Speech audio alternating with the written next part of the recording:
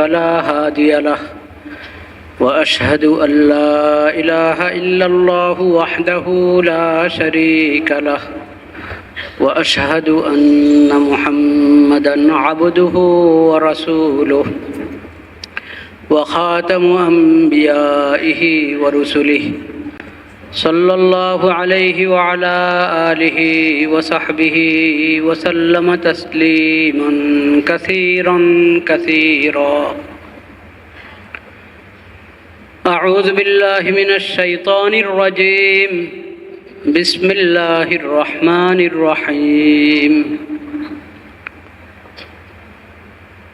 يا أيها الذين آمنوا اتقوا الله ولتنظر نفس ما قدمت لغد واتقوا الله إن الله خبير بما تعملون.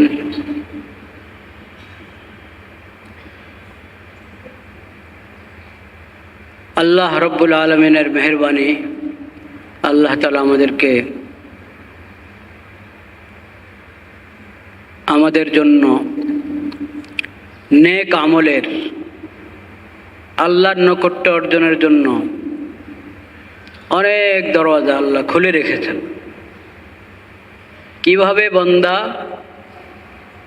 আল্লাহর নিকটে যেতে পারে, আল্লাহর সন্তুষ্টি অর্জন করতে পারে, জাহান্নাম থেকে বাঁচতে পারে,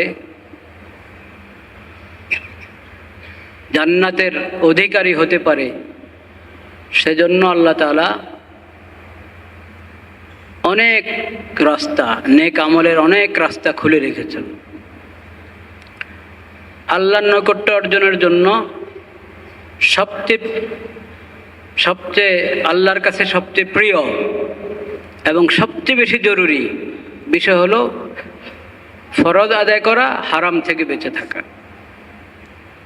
এই কথা খুব ভালোভাবে আমাদেরকে বুঝতে হবে এবং স্মরণে রাখতে হবে।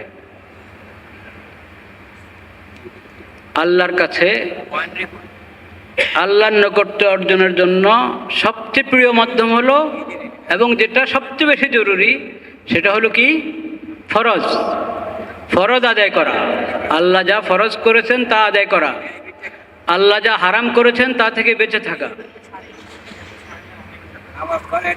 আমরা ধারণা করি কি ফরজ লঙ্ঘন হলে হক, হারাম করছে পাপ, বিভিন্ন বড় বড় অপরাধ পাপাচার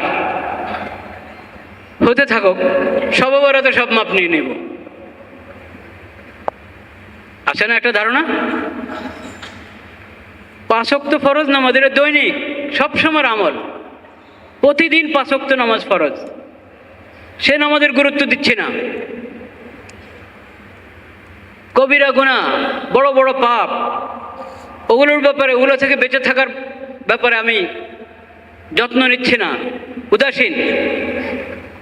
কিন্তু সব বরাতে একবারই উপচে পড়া ভিড় মসজিদে। এটার মানে কি? এটার মানে হলো আমি নফলের মাধ্যমে আল্লাহর নৈকট্য অর্জন করতে চাচ্ছি, ফরজ বাদ দিয়ে।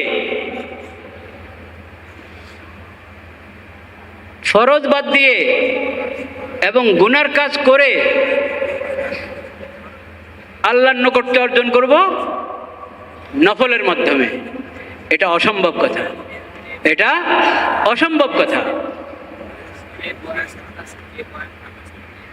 শবে বরাত একটি বরকতপূর্ণ রাত,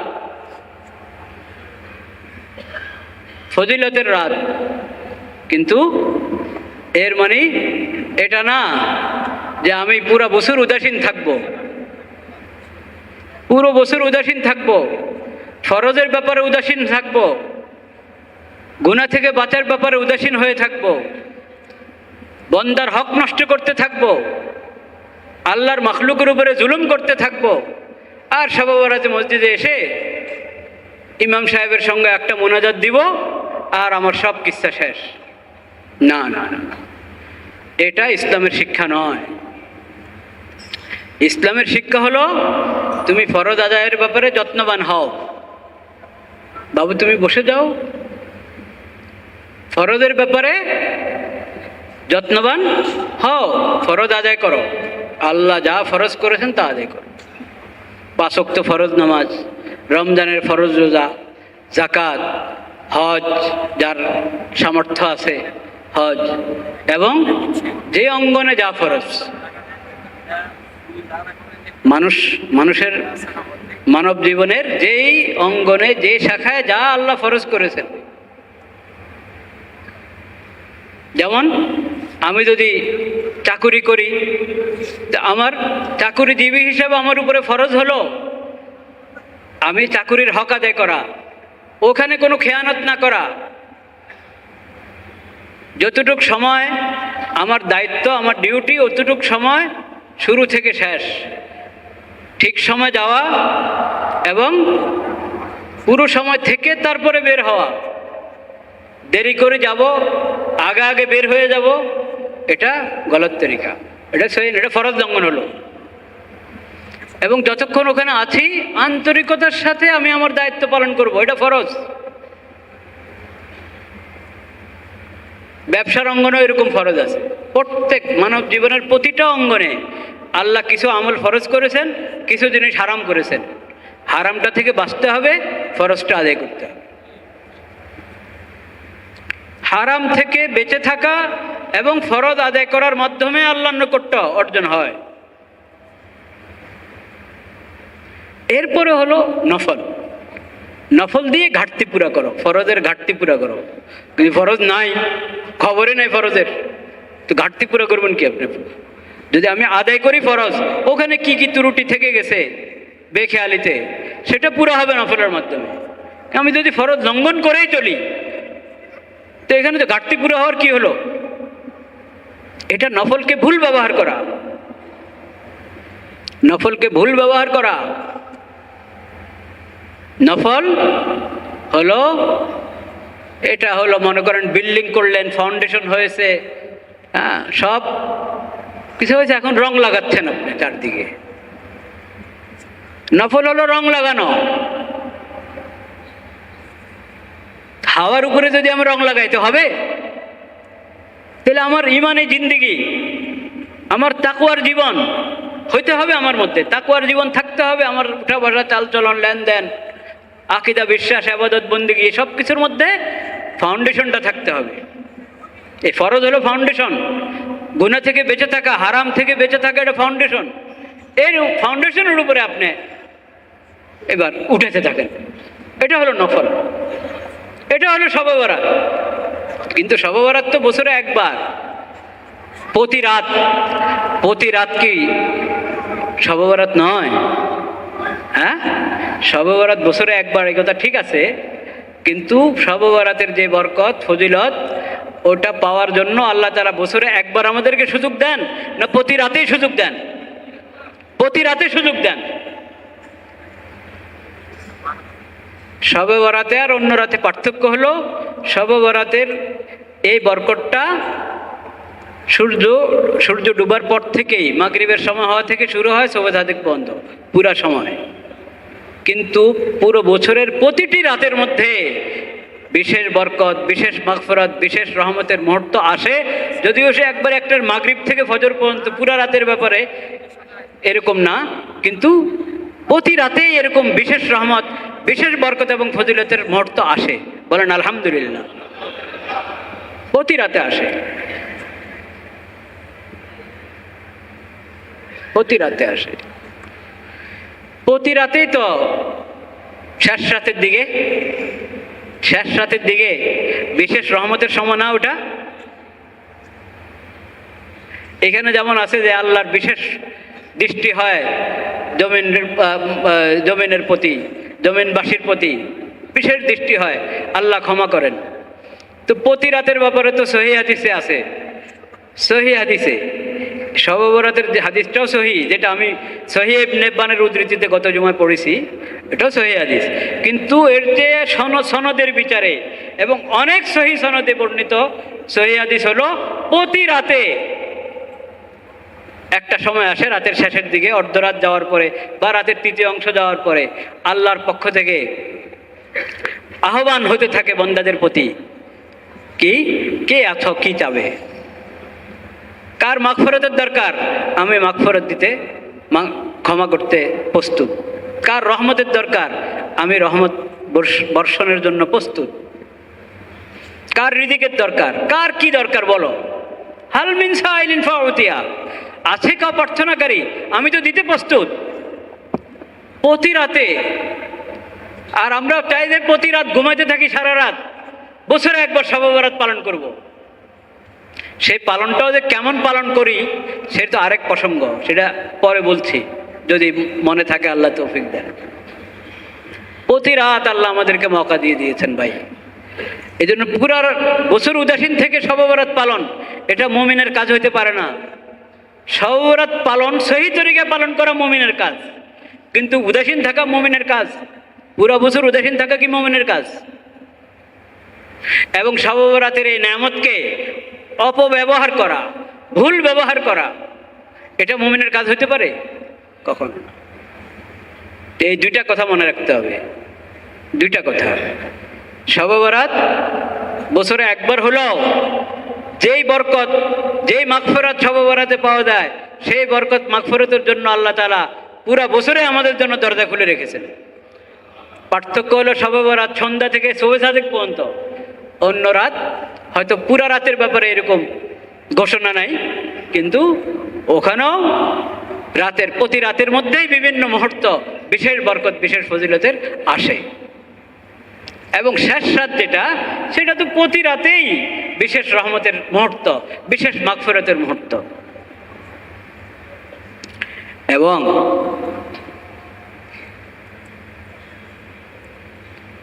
হাদিস শরীফে দেখেন, দিন এবং রাত দুটোটার ব্যাপারে কিন্তু মুসলিম শরীফের হাদিসের মধ্যে নবী করিম সাল্লাল্লাহু আলাইহি ওয়াসাল্লাম এর ইরশাদ বাণী যে প্রতি রাত একটা মুহূর্তে এমন আছে, বান্দা যা চায় আল্লাহ দান করেন। সহি হাদিস এটা। প্রতি রাত এমন মুহূর্ত আসে যে বান্দা যা চায় আল্লাহ কি করেন, দান করেন। তা আপনি মাগরিবের পরও দোয়া করেন প্রতি রাত, এশার পরও দোয়া করেন, শোয়ার আগেও দোয়া করেন, ঘুম ভাঙলেও দোয়া করেন, শেষ রাতে উঠে দোয়া করেন। আর প্রতি রাতের মধ্যে তো শেষ রাত আসছেই, ভোর রাত, যেটা সেহরির সময়টা। ওই সময়টা তো একবারই আপনার অনেকগুলো হাদিসের মধ্যে, অনেক সাহাবী থেকে বর্ণিত, অনেক সহি সূত্রে বর্ণিত হাদিসের ঘোষণা, যেটাকে পরিভাষায় মুতাওয়াতির বলা হয়। মুতাওয়াতির হাদিস নবী করিম সাল্লাল্লাহু আলাইহি সাল্লাম থেকে বর্ণিত।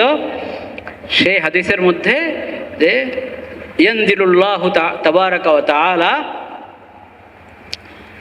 রাতের মানে ভোর রাত যেটাকে আমরা বলি, এটা অর্ধরাতের পর থেকেই, যে তখন আল্লাহ রাব্বুল আলামিনের পক্ষ থেকে বিশেষ ঘোষণা হয়, বিশেষ আহ্বান আসে। কিসের জন্য? যে বান্দা তুমি কি দোয়া করবা? মাগফিরাতের, রহমতের জন্য, রিজিকের জন্য, অন্য কোনো জরুরত, অন্য কোনো পেরেশানি থেকে মুক্তি চাচ্ছ, যা চাওয়ার চাও। এবং বান্দা নিজের স্বার্থে চাবে, নিজের স্বার্থে 2 রাকাত নামাজ পড়বে, নিজের স্বার্থে দোয়া করবে, মুনাজাত করবে, তেলাওয়াত করবে। আল্লাহ তাআলা ওটাকে নাম দিয়েছেন কি জানেন? প্রতি রাতের বিষয়। প্রতি রাত আল্লাহ তাআলা ওটাকে নাম দিয়েছেন, কে আমাকে করজ দিবে, ঋণ দিবে, দাও। আমি করছি আমার স্বার্থে মুনাজাত, দোয়া, তিলাওয়াত, নফল, জিকির, দুরুদ, ইস্তেগফার। আল্লাহ এগুলোকে নাম দিচ্ছেন, কে আমাকে ঋণ দিবে, দাও।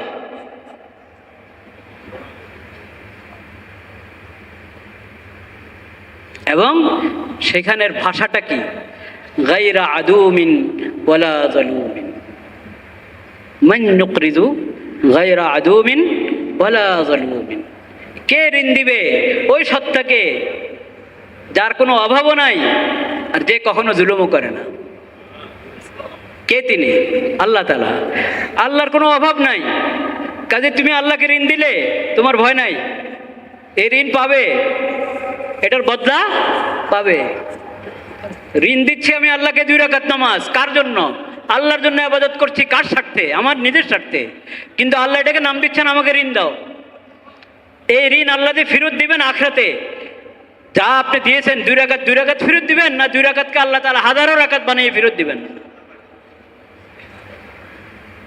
ওয়ালা যালুমিন, যিনি কখনো জুলুম করেন না। মানুষ তো কাউকে ঋণ দিতে ভয় পায়, যে আবার কোনো অভাবে পড়ে আমার ঋণ না দেয়, হ্যাঁ, নাকি জুলুম করে আমার ঋণ না দেয়। কিন্তু তুমি আল্লাহকে ঋণ দিতে ভয় পাওয়ার কোনো কারণ নাই, কারণ আল্লাহ না আছে কোনো অভাব, না আল্লাহ জুলুম করেন।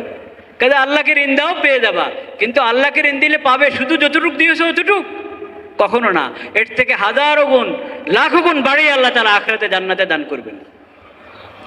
তো আল্লাহ তাআলা তো আমাদের কাছে প্রতি রাত্রে চাচ্ছেন যে আমরা মাগফিরাতের দোয়া করি আল্লাহর দরবারে, নফল পড়ি, ইস্তেগফার, দুরূদ শরীফ এবং দোয়া, মুনাজাত, নেক আমল, যে কোনো নেক আমল।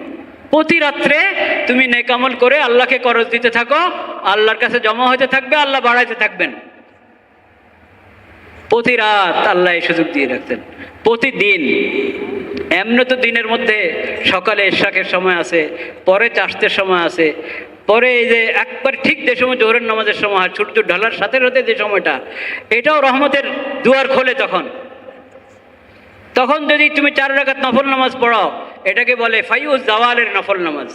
ফাইউজ জাওয়াল, এই নফল নামাজের ব্যাপারে বেখেয়ালি হয়, এটা আলোচনাও কম, আমলও কম। প্রতিদিন সূর্য ঢলার সাথে সাথে যখন জোহরের নামাজের সময় হলো, এই সময়টা, এটাও রহমতের বিশেষ সময়, সুন্নত মানে নফল আর কি। এই সময়তে, এই ধরনের সময় তো আসছেই, এবং আসরের পরে যে সময়, এই ধরনের সময় তো পুরো দিনে ঘুরে ঘুরে আসছে। কিন্তু তারপরও জুমার দিন, এর ব্যাপারে হাদিস শরীফে আছে, জুমার দিন একটা মুহূর্ত এমন আছে যে কোনো বান্দা যদি ওই সময় নামাজে থাকে বা দোয়াতে থাকে, এই দোয়া কি হবে? কবুল হবে, এটা মিস নাই, এটা ফেরত যাবে না। এটা তো প্রতিদিন এবং প্রতি রাত্রে এরকম মুহূর্তের কথা হাদিস শরীফে বলা হয়েছে। প্রতি রাত্রে আল্লাহ চাচ্ছেন বান্দা উঠাও, বিছানা থেকে উঠাও, একটু উঠো, দোয়া করো, আর আরেকটু হিম্মত করে ওযু করে 2-4 রাকাত নফল পড়ো, আল্লাহ দরবারে মাগফিরাতের দোয়া করো। নফল তাহাজ্জুদের নামাজের তো নিয়মে এটা, 2 রাকাত পড়বেন আর হাত উঠিয়ে বলতে থাকবেন, রব্বিগফিরলি রব্বিগফিরলি রব্বিগফিরলি, আল্লাহ আমাকে ক্ষমা করেন, আল্লাহ পুরো উম্মতকে ক্ষমা করেন, আমার মা বাবাকে ক্ষমা করেন, আমার সন্তানদেরকে ক্ষমা করেন, প্রত্যেকে আমার আত্মীয় স্বজনকে ক্ষমা করেন, সবার জন্য দোয়া করেন। প্রতি 2 রাকাতের পরে হাত উঠাও, তুকনিউ ইয়াদাই রব্বিগফিরলি রব্বিগফিরলি রব্বিগফিরলি, মাগফিরাতের দোয়া। ঘুম ভাঙছে, ওযু করার আগেই ঘুম ভাঙছে, তখনই মাগফিরাতের দোয়া শুরু করো। তো এই জন্য শুধু বছরে একবার নয়, প্রতি রাত থেকে আল্লাহর রহমত এবং মাগফিরাত পাওয়ার চেষ্টা করবো ইনশাআল্লাহ। প্রতিদিন থেকে আল্লাহর মাগফিরাত এবং রহমত পাওয়ার চেষ্টা করবো ইনশাআল্লাহ। শুধু শবে বরাতের মাধ্যমে নয়, বরং আল্লাহর ফরজ আদায় করার মাধ্যমে, গুনাহ থেকে বাঁচার মাধ্যমে, বন্দার হক আদায় করার মাধ্যমে, বন্দার হক নষ্ট করা থেকে বিরত থাকার মাধ্যমে, জুলুম থেকে বিরত থাকার মাধ্যমে আল্লাহর নৈকট্য অর্জন করার চেষ্টা করব। আল্লাহ সেই তৌফিক আমাদেরকে দান করেন। শবে বরাত পালন, শবে বরাত পালনের সহি পদ্ধতি আর একটা শবে বরাত পালনের ভুল পদ্ধতি।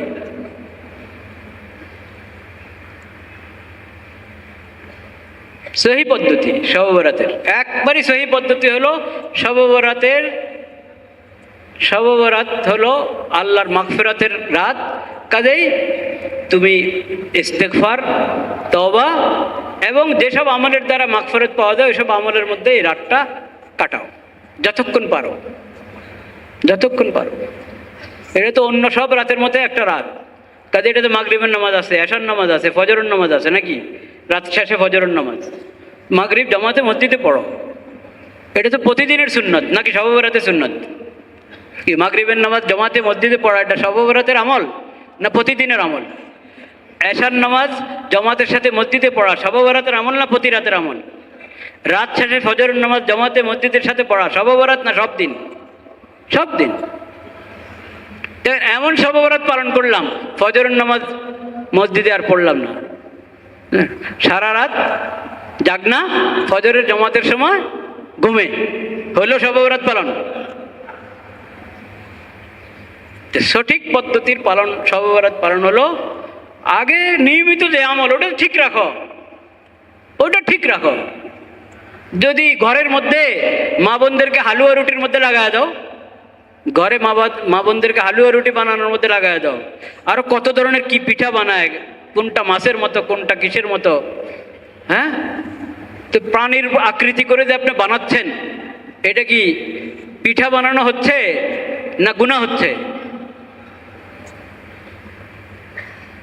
তো ওই বেচারীরা কি আসর পড়বে, জোহরের সময় জোহর, আসরের সময় আসর, মাগরিব, ওগুলো ঠিক মতো আদায় করবে না, আপনার হালুয়া রুটিতে থাকবে। শবে বরাত কেন্দ্রিক যত প্রথা, সব প্রথাকে ত্যাগ করতে হবে যদি শবে বরাতের বরকত চাই। শহরে এখন কমেছে, নতুবা গ্রাম দেশে এখনো আছে একবারে ঠিক ওই যে ওই কি কি কি এক রাত পালন করে না, হ্যাঁ, ডিসেম্বরের শেষ জানুয়ারির শুরু, ওই রাতে যেরকম আতশবাজি করে আরো কি কি ফুটায়, শবে বরাতে এরকম করে গ্রামগঞ্জে। শহরও কিছুতে নাই তা না, এটা কি? এটা শবে বরাতের ভুল ব্যবহার। শবে বরাতে সব বরকতকে নষ্ট করে, শবে বরাতে সব বরকতকে নষ্ট করে দেয়। কবরস্থানে ঘুরতে থাকে, কবরস্থানে যাওয়ার কি কাজ?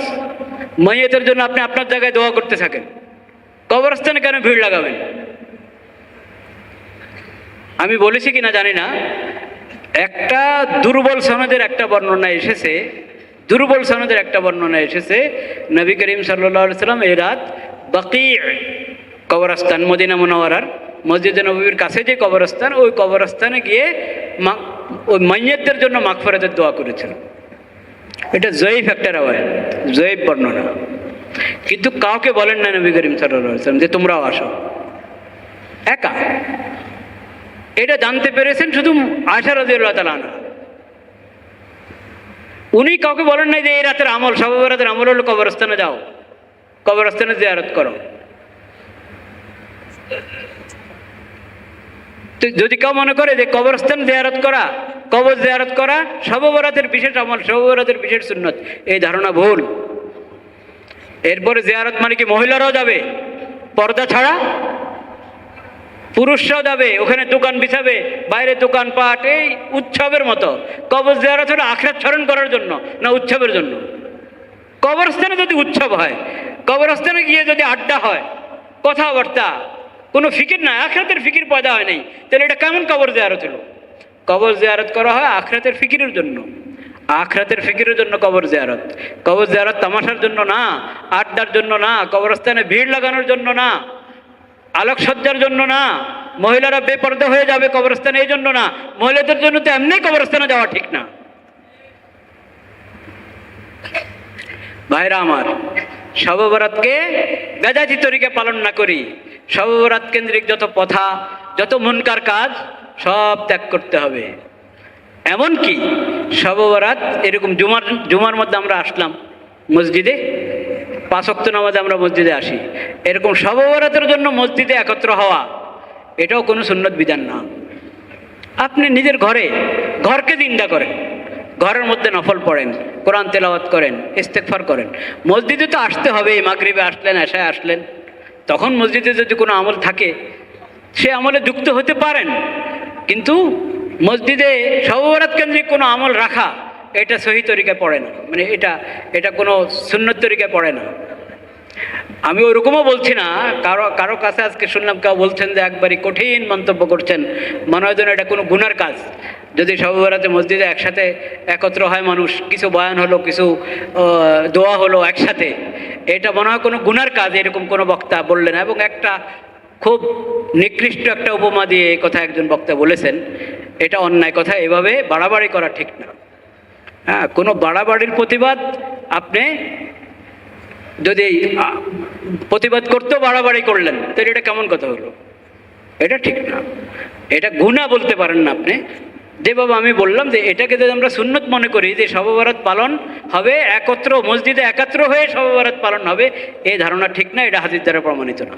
হাদিস দ্বারা প্রমাণিত এটা মাগফিরাতের রাত, আপনি মাগফিরাতের আমল করেন, মাগফিরাতের দোয়া করেন। যদি মসজিদে একত্র হয়ে পালন করতে হতো শবে বরাত, তো এটা সাহাবায়ে কেরাম করতেন, নবী করিম সাল্লাল্লাহু আলাইহি সাল্লাম এরকম করতেন, কিন্তু এটার কোনো প্রমাণ, এরকম একাত্র হয়ে ওনারা শবে বরাত পালন করেছেন মসজিদে মসজিদে, এটার কোনো প্রমাণ নেই। কাজেই এটা যত কম করা যায়, যত এটা কমানো যায় তত ভালো। বাকি আসল হলো একা একা নিজের আমল, ইস্তিগফার এবং নফল নামাজ, কোরআন তেলাওয়াত। নফল নামাজের মধ্যে দীর্ঘ কেরাত যদি করতে পারি, দীর্ঘ কেরাত, সজদা লম্বা করা সম্ভব হলে সজদা লম্বা সজদা করলাম, লম্বা সজদা।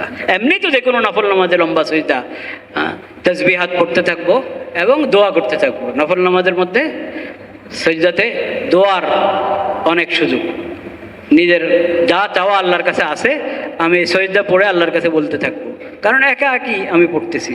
যতক্ষণ তাসবিহ পড়তে চাই, যতক্ষণ দোয়া করতে চাই, খুব ভালো। যাই হোক, শবে বরাতের উপলক্ষে যারা আগে থেকে ফরজের ব্যাপারে উদাসীন এবং গুনাহ থেকে বাঁচার ব্যাপারে উদাসীন, তারা শবে বরাত থেকে যখন তওবা করলো, আল্লাহ দরবারে কাঁদলো, এই তওবাটাকে ধরে রাখা, এটা একটা কাজ, এটা একটা কাজ। আচ্ছা, আজকে রাত, আজকে এই সামনের রাতটাই তো, নাকি সামনের রাতটাই তো, আজকে রাত্রে আসলাম মসজিদে, আসলাম যে প্রতিদিন আসবো, আজকে আল্লাহ দরবারে এরকম কাঁদলাম, আল্লাহ আমাকে পাক সাফ করে দেন, আমার গুনাহ মাফ করে দেন। তো পরের দিন থেকে আবার নিজেকে গুনার নাপাকি নিজের মধ্যে মাখতে থাকবো না। আল্লাহকে বলেছি ক্ষমা করে দিতে, এখন আমি গুনাহ থেকে বাঁচার চেষ্টা করব। এই তওবাটাকে, আজকে রাতের তওবাটাকে ধরে রাখা, ধরে রাখা। আর মনে রাখতে হবে ভাই, শবে কদর বলেন, শবে বরাত বলেন, শবে কদরের মর্যাদা তো শবে বরাত থেকে আরো কি বেশি, নাকি উল্টা মনে করেন? অনেকে উল্টা মনে করে যে শবে বরাত শবে কদর থেকেও আরো বেশি ফজিলতওয়ালা। শবে কদরের ফজিলত বরকত বেশি। তো এখন শবে কদর বলেন আর শবে বরাত বলেন, এটা কিন্তু জুলুম মাফ করবে না। জুলুম অন্যের উপরে হয়েছে, জুলুমের জন্য তার কাছে ক্ষমা চাইতে হবে। যার হক নষ্ট করা হয়েছে তার হকের কাফফারা করতে হবে, হক আদায় করতে হবে। আল্লাহর মাখলুকের উপরে জুলুম করে, আল্লাহর মাখলুকের হক নষ্ট করে শবে বরাতে যত লম্বা মোনাজাত দেন, যত চোখের পানি ডালেন, কাম হবে না। ওটা গুনাহ মাফ হয়, হক মাফ হয় না। তওবার দ্বারা কি মাফ হয়? তওবার দ্বারা গুনাহ, কিন্তু আরেকজনের হক কি হয় না, মাফ হয় না। তার হক আদায় করতে হবে। কারোর থেকে ঋণ নিয়ে ঋণ আদায় করা হচ্ছে না, ওটা আদায় করতে হবে। মিরাসের হক দেওয়া হয় না ফুফুদেরকে, বোনদেরকে, সেটা আদায় করতে হবে। কাউকে কষ্ট দিয়েছি, জুলুম করেছি, ওটা তার কাছ থেকে ক্ষমা চেয়ে নিতে হবে। সে আমার থেকে প্রতিশোধ নেবে, এই সুযোগ তাকে দিতে হবে। আল্লাহর দরবারে প্রধানমন্ত্রী, রাষ্ট্রপতি, প্রধান উপদেষ্টা আর সাধারণ একজন মানুষ, আল্লাহর দরবারে সবাই বরাবর, আল্লাহর দরবারে সবাই বরাবর। এজন্য আবু বকর রাদিয়াল্লাহু তাআলা আনহু বলেছিলেন, কারণ ইসলামের দৃষ্টিভঙ্গি কি, যে প্রধান, রাষ্ট্র পরিচালনাতে যিনি প্রধান, তিনি কার প্রতিনিধি? আল্লাহর প্রতিনিধি, আল্লাহর রসুলের প্রতিনিধি। আবু বকর রাদিয়াল্লাহু তাআলা আনহু বলেছিলেন, ইন্না আকওয়াকুম ইনদি যায়ীফ, তোমাদের মধ্যে যে সবচেয়ে বেশি শক্তিশালী, সে যদি জালেম হয়, অন্যের উপর জুলুম করছে, আমি তাকে শক্তিশালী মনে করব না। আমার নিকট, আমার দৃষ্টিতে সবচেয়ে বেশি দুর্বল। আমি তার শক্তিকে ভয় পাবো না। তার কাছ থেকে, তাকে জুলুম থেকে বিরত রাখবো। সে যে অন্যের হক নষ্ট করেছে, সে হক তার থেকে নিয়ে ওই দুর্বল ব্যক্তিকে দিব। যত বড় শক্তিশালী, সে আমার নিকট দুর্বল যদি সে জালেম হয়। আর যত দুর্বল, একবারে দুর্বল, সে আমার নিকট শক্তিশালী যদি সে মজলুম হয়। যদি কি হয়? দুর্বল ব্যক্তি, সে মজলুম, এই মজলুমের পক্ষে আমি আছি। আমার নিকট এই দুর্বল ব্যক্তি এই শক্তিশালী, একে ভয় পাইতে হবে আমার, কারণ এই মজলুম, তার হক তার হাওয়ালা করতে হবে। আল্লাহর দরবারে সবাই বরাবর। কেমন বরাবর? এরকম বরাবর, এমন বরাবর। জালেম হলে একবারেই বড় ব্যক্তি হোক, আল্লাহর নিকট তার কোনো মূল্য নেই, সে জালেম। আর মজলুম যত দুর্বল হোক, সে যেহেতু মজলুম, আল্লাহর কাছে তার প্রার্থনা, তার দোয়ার অনেক কি মূল্য, অনেক মূল্য। বাকি জালেম থেকে প্রতিশোধ আল্লাহ একদিন আগে নেবেন বা পরে নেবেন, সেটা আল্লাহর বিষয়। কিন্তু জালেম যত বড় ব্যক্তি হোক, আল্লাহর কাছে সে আসামি। মজলুম যে হোক, আল্লাহর কাছে তার তার তাকে জুলুম থেকে, তার জুলুম থেকে তাকে বাঁচিয়ে রাখা, এবং এই জুলুমের কারণে যে সে ক্ষতিগ্রস্ত হলো, জালেম থেকে, এটার প্রতিশোধ আল্লাহ রাব্বুল আলামিন দুনিয়াতে হোক আখিরাতে হোক, বা দুনিয়াতেও এবং আখিরাতেও সব জায়গায় নিয়ে দেন। একদিন আগে আর পরের বিষয়।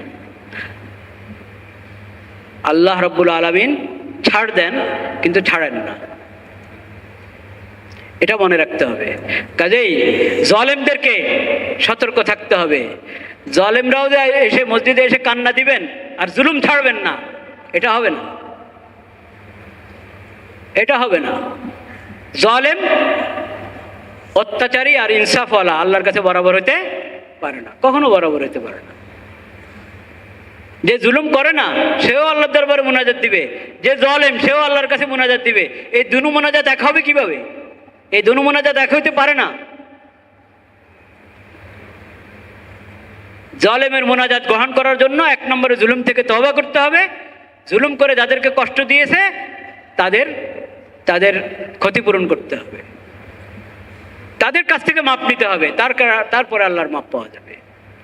এটা হতে পারে বাস্তবে অনুশোচনা এসেছে, খুব কান্না দিয়েছে, তা আল্লাহ তাআলা যাদের উপরে জুলুম করেছে তাদের মন প্রস্তুত করে দিবেন একে মাফ করে দেওয়ার জন্য। সে গেলে হয়তো সহজে মাফ করে দিবে, এটা হতে পারে। কান্নার একটা দাম আছে, কিন্তু এটা যদি ভাবেন জুলুম করতে থাকবেন আর কাঁদতে থাকবেন, জুলুম করতে থাকবেন আর শবে বরাতের মুনাজাত দিতে থাকবেন, তো এটা একবারে ভুল ধারণা। এইভাবে শবে বরাতের বরকত পাওয়া যাবে না। আল্লাহ রাব্বুল আলামিন আমাদেরকে হেফাজত করেন, সমস্ত বরকতপূর্ণ সময়ের কদর করার তৌফিক দান করেন, রমাদানুল মুবারকের প্রস্তুতি গ্রহণ করার তৌফিক নসিব করেন। ওয়া আখিরু দাওয়ানা আলহামদুলিল্লাহি রাব্বিল আলামিন।